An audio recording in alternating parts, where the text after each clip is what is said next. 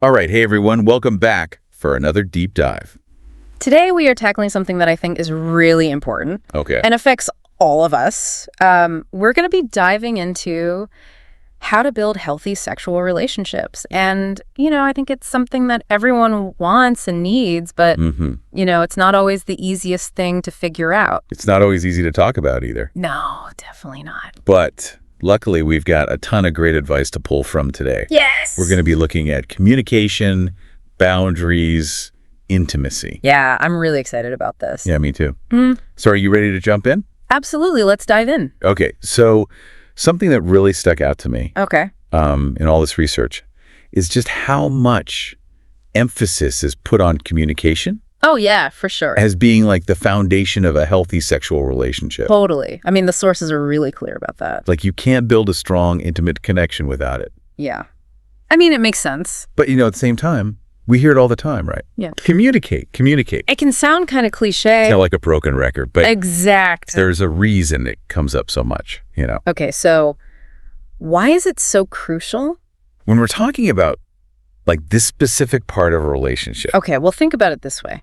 Sex, it requires a level of vulnerability and trust that you might not find in other areas of your life. Yeah, definitely. Right. So if you don't have that open communication, it's so easy to... Just interpret what your partner's feeling Yeah. to make assumptions. Yeah. And that can lead to like feeling disconnected or even hurt, Yeah, totally. And I think that's a good point because... Like I've definitely seen in my own life how misunderstandings can really snowball Oh, absolutely. into these big problems. So it's not just about talking more. It's about... It's about talking effectively. Yes. Talking in a way that actually brings you closer. Exactly. So are there Specific communication skills Yeah, totally. that are particularly useful here. The sources highlight a bunch of techniques. But one that really stood out to me is active listening. Oh, active listening. Yeah. I know it sounds simple.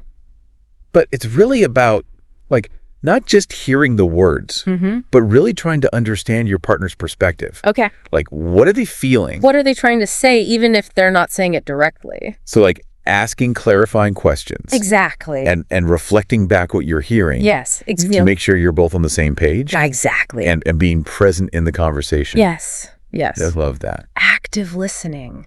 Because I think it's so easy to get It is. caught up in your own head. But actively listening, it really shows your partner. It shows you care. Yeah. You value what they're thinking, how they're feeling, and that builds trust. And strengthens your bond. Yeah, absolutely. Okay. Another thing that these sources talk about is setting boundaries. Yes. Which, I think that this can sound kind of formal Oh, yeah, for sure. or even a little bit intimidating for some people. Right.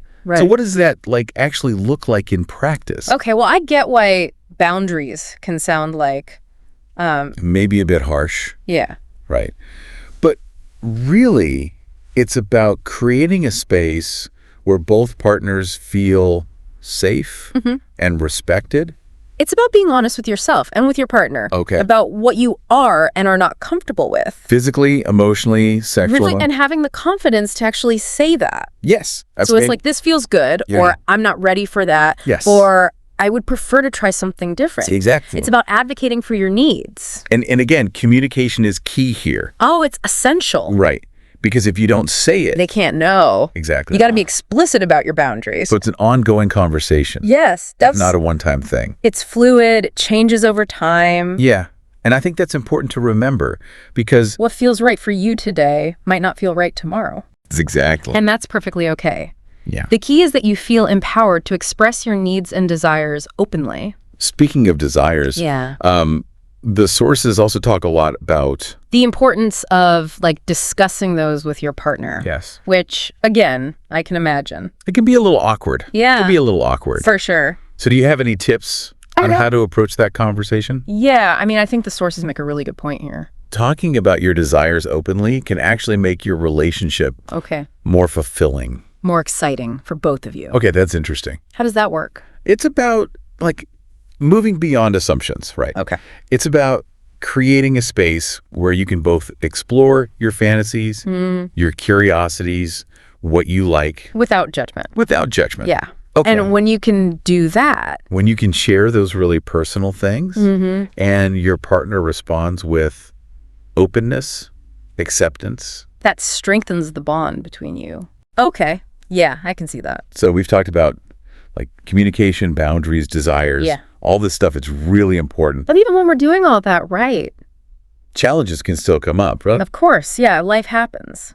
So what are some, Like common hurdles that you see couples facing. oh, there are a bunch. One that comes up a lot is differing libidos. Oh, yeah. It's totally normal for partners to have different levels of desire. And it doesn't mean anything's wrong with the relationship, Okay. but it's important to approach those differences. With like compassion and understanding. Yeah. So instead of like blaming Exactly. or pressuring, It's about trying to find that compromise yeah, finding ways to meet each other's needs. in a way that feels good for both people. Yeah, I like that. It's about finding that balance, being flexible. The sources also mentioned emotional intimacy. Yes. How does that like tie into the physical part of a relationship? So, well, it's all interconnected, right? When you feel emotionally close, safe with your partner, It deepens the connection on all levels, including physically, including physically, yeah. feeling loved, supported, That can make you feel more confident, right? more comfortable with yourself. And that can lead to like a more satisfying sexual experience. So it's about like the emotional context, Exactly. not just the act itself. The feeling behind it. Okay, that makes sense. Now, relationships change over time, right? Oh yeah, for sure. So what are some things couples can do to like, Keep that spark alive. okay, so one thing the sources suggest, Is to never underestimate novelty. okay, Like trying new things together. whether it's a new hobby or going on an adventure. Or even like different forms of touch. Exactly. Okay, so staying curious, Yes, being playful. stepping outside the routine. Yeah, yeah.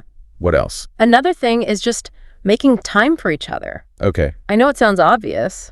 But with our busy lives, It's hard, it can be hard to really prioritize quality time together. but it's so important. Even if it's just a few minutes each day, Put away your phones, disconnect from everything else, and just be together. be present. Yeah. And it all comes back to communication. It always does. Yeah. That open, honest, vulnerable communication. Is what creates that connection. That deep connection. Yeah, so to kind of wrap this all up, I think we've seen that healthy sexual relationships are built on.